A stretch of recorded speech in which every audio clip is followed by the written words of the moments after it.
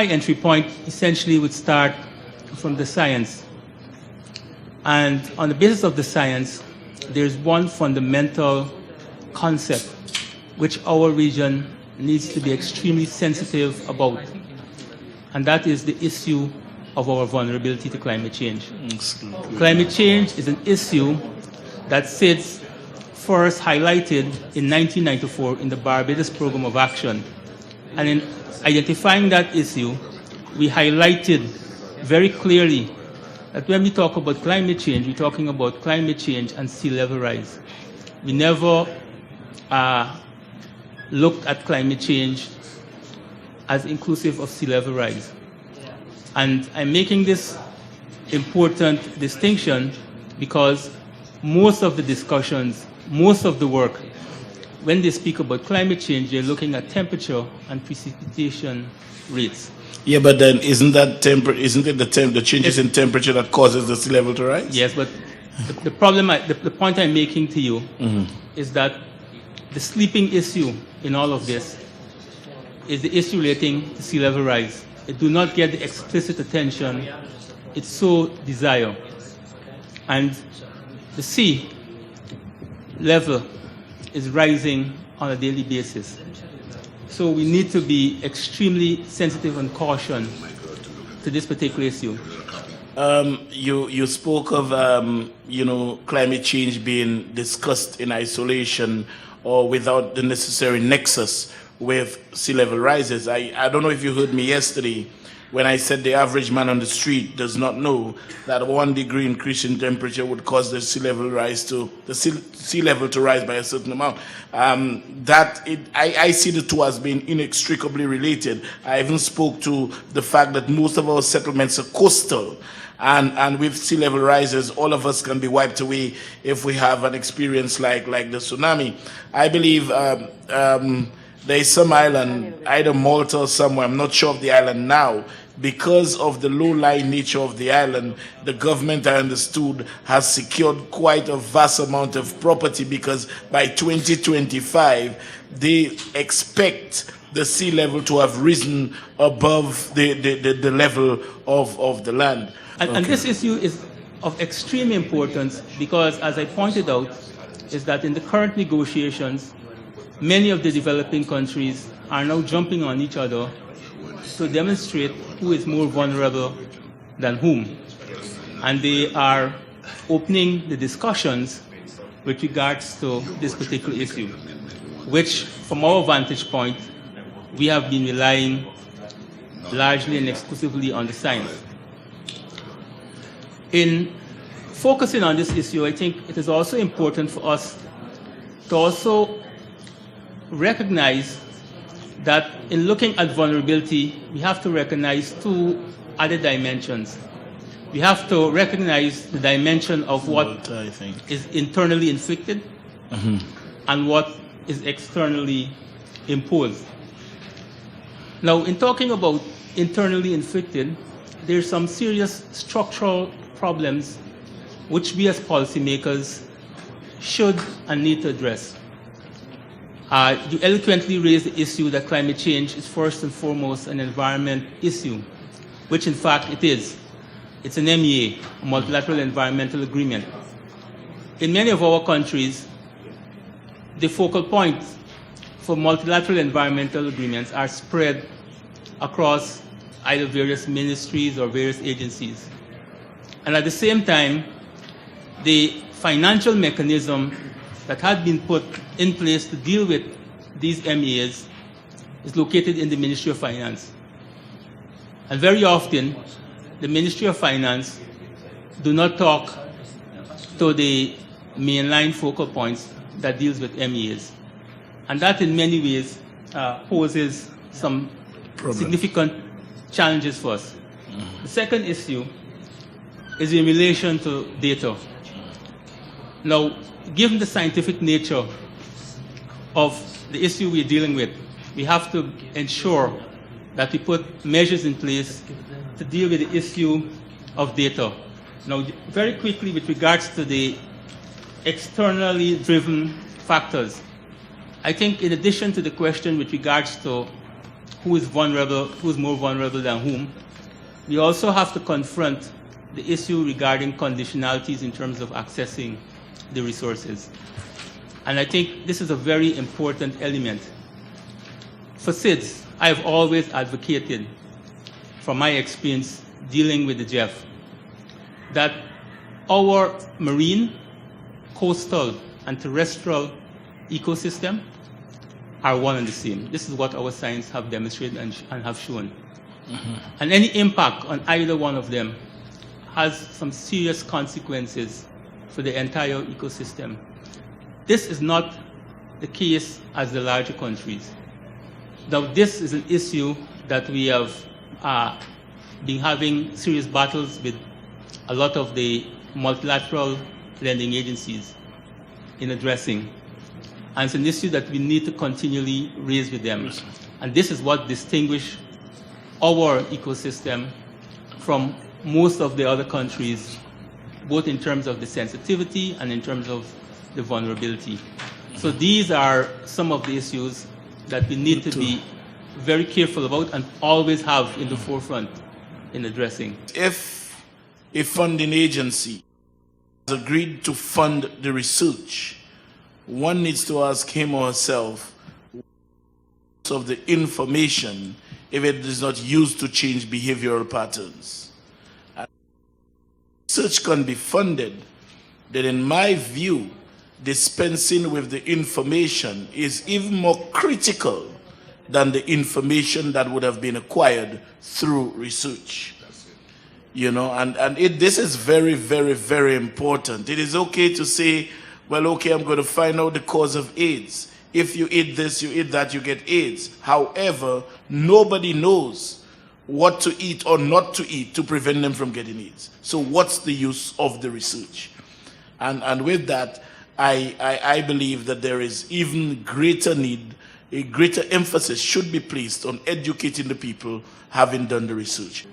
I would really like to see at least 2 persons trained at the level of master's degree or PhD degree in each island on this issue of climate change.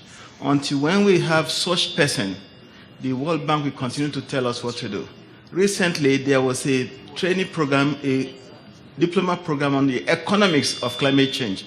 Only 1 person out of the Caribbean went to that training. My God. When we don't know the economics of it, when we go to Copenhagen, Cancun, we'll just be trying to ratify recommendations or this. The whole question of the impact of climate change on our social sector, nobody is studying that, I can tell you. And we need to start studying that. We need to start studying the impact on our environment, impact on a whole sort of thing. I think that it has been a great experience what we have been doing these 2 days. And it's evident that we have to have more dialogues between policymakers, between scientists, between community, because we have a reality. The problem is our own problems, and nobody will come outside to try to solve.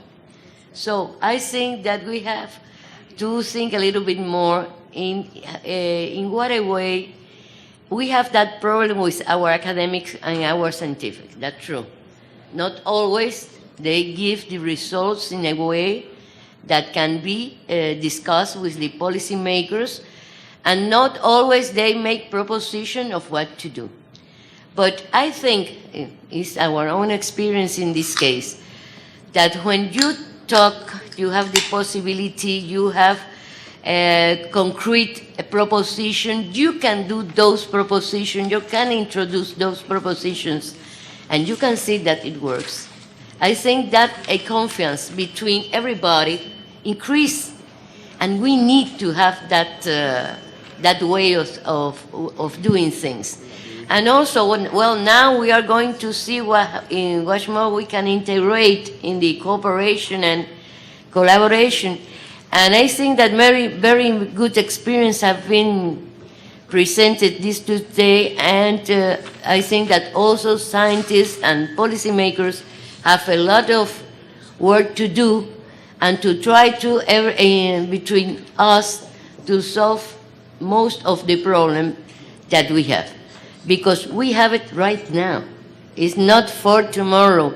It's not for 20 years. We have a lot of problems right now that we have to try to solve.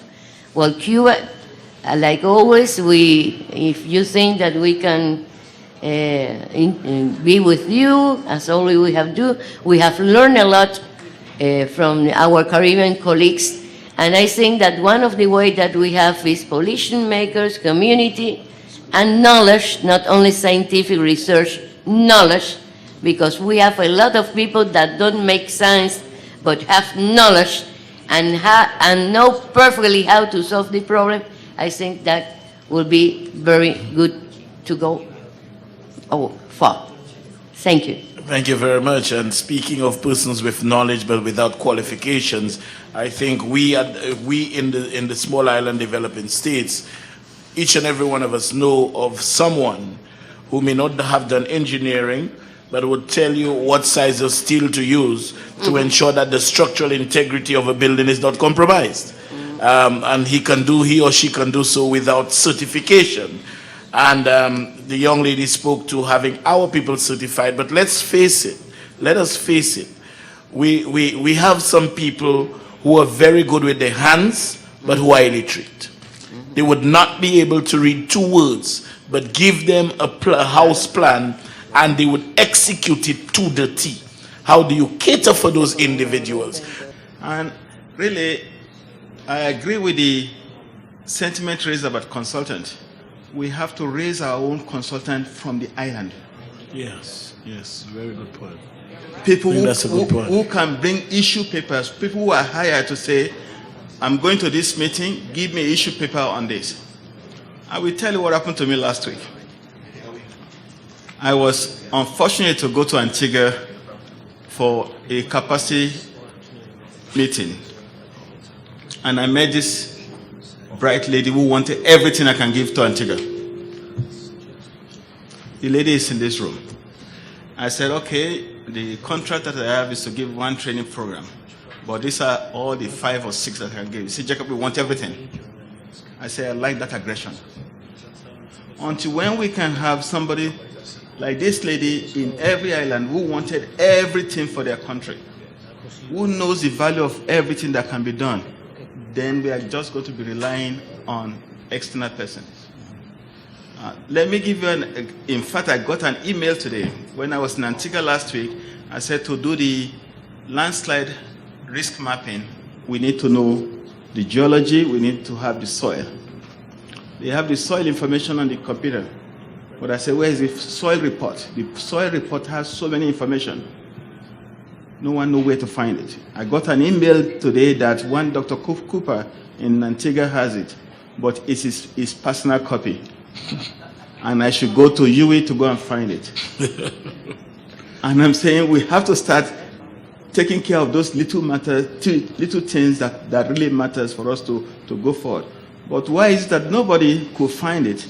It's because there is no soil scientist in Antigua who is passionate to say, we need to do this. So I'm saying in looking at the education, I understand the need for education at the grassroots level, but there is some academic knowledge in this area that we need to have in-house that are accessible to us, that we can rely on and say, hey, measure this for me so that when I'm going to that meeting, I want to go with facts.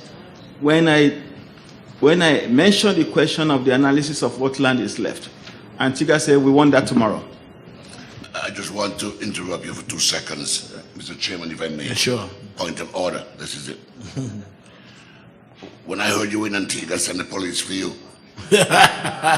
Because you came to the island without consulting me, and then by the time I found that you were there, I sent the police for you with guns and machine guns to pick you up and bring you to me. But you already gotten in the plane and left. And that's why you're having problems now. As the minister responsible for environment, you do not come to my country without consulting me. Thank you, sir. Otherwise, you're going to have problems, and then you want me not to solve the problems. If I'd called this man about this soil test, I would send police to get the information from him if you have it stored someplace. And make sure you have it. Because what you're doing is very crucial to our forward movement. But Thank you. In wrapping up, One understands why you don't want to be the political opponent of Mr. Baptiste. No, I have to be on his side. Not only will he beat me physically, but mentally as well. Dr. Jacob just raised an issue about we should have our own consultants. Sitting right next to me is our own, but sometimes even the World Bank don't want to use her. Why? Because they want their own. Now, it's this problem that we face. The problem that we face as small islands is that we are shoveled things that everybody wants us to adopt, to accept, without question. And as you begin to question, you begin to get sidelined because you're asking too much questions. Again, as the chairman just pointed out, how can someone from another place come to tell us about how to live in our own country? How to deal with issues that are germane to the country itself. Issues that we believe that the country itself knows best how to handle. You know, I listened to a lot of things that were said in Cancun, speaking about things that should be country driven, and then when the country tried to drive it, you get a whole set of problems. Because it is just said in words, but indeed, that's not what they want. That's not what some of these funding agencies want. They want to say they've done something for you, which really doesn't make or doesn't mean anything for you. And these are the kind of things I think has created a problem and created the bottlenecks, because the expertise on the ground, and you know, sometimes even researchers would have to speak to the locals to understand what is need to be done. But you find some of these funding agencies do not even want to use the locals because they have their own cronies that they want to give the consultancies, because and they create a whole set of pre-qualifications that really don't make sense. You want a man with 2 doctorates to tell you how to drive a nail, right?